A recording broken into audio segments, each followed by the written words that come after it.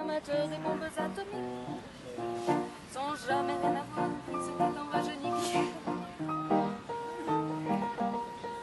Ils sont mineurs.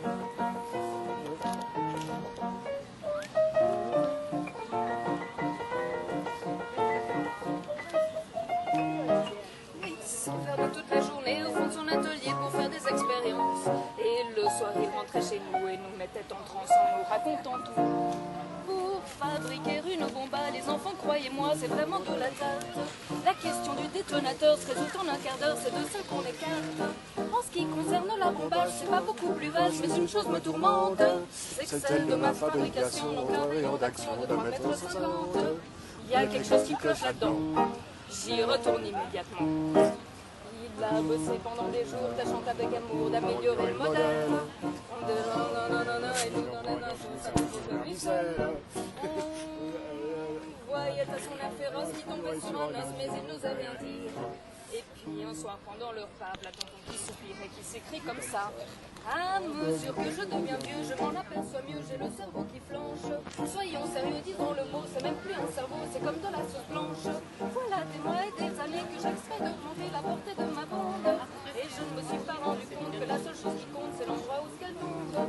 Il y a quelque chose qui cloche là-dedans, j'y retourne immédiatement. Sachant proche le résultat, tous les grands chefs d'État lui ont rendu visite.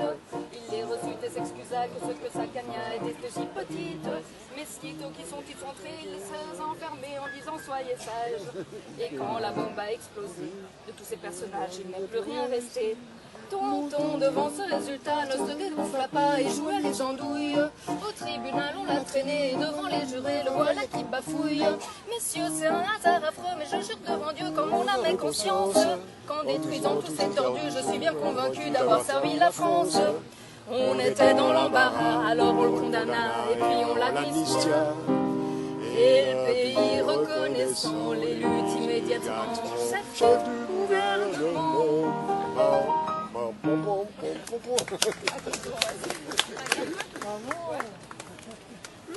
Amélie, tu devais essayer. Là. Viens. Viens, toi. Hein? Viens. Hein? 试一下。来。À bientôt. Allez.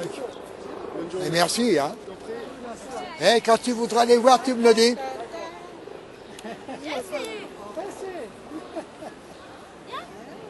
Elle n'ose pas.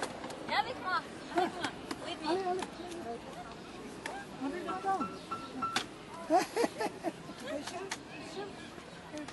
Tu peux chanter, accompagner. Hein? Non, elle n'ose pas. Chante avec moi.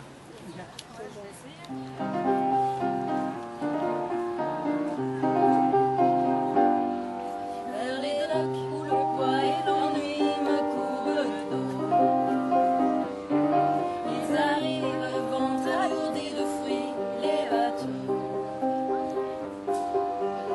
Ils viennent du bout du monde à part contre avec des vagabonds au fil de ciel bleu, de mirages, traînant un parfum poivré de pays inconnus, d'éternels étés où l'on vit presque nu. Sur les plages, moi qui n'ai connu toute ma vie que le ciel du nord, j'aimerais barbouiller ce gris environ de bord.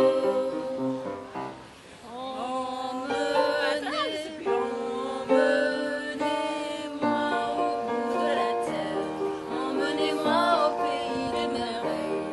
Il me semble que la misère serait moins pénible au soleil. Dans les bars à la tombée du jour,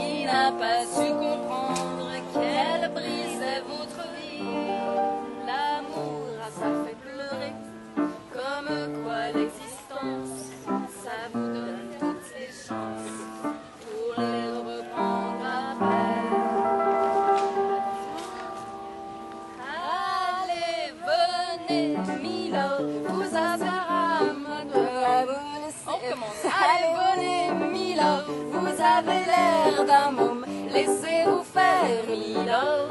Venez dans mon royaume, je soigne les remords. Je soigne la romance, je chante les Milord qui n'ont pas eu de chance. Regardez-moi, Milord, vous ne m'avez jamais vu, mais vous pleurez, Milord, ça je l'aurais jamais.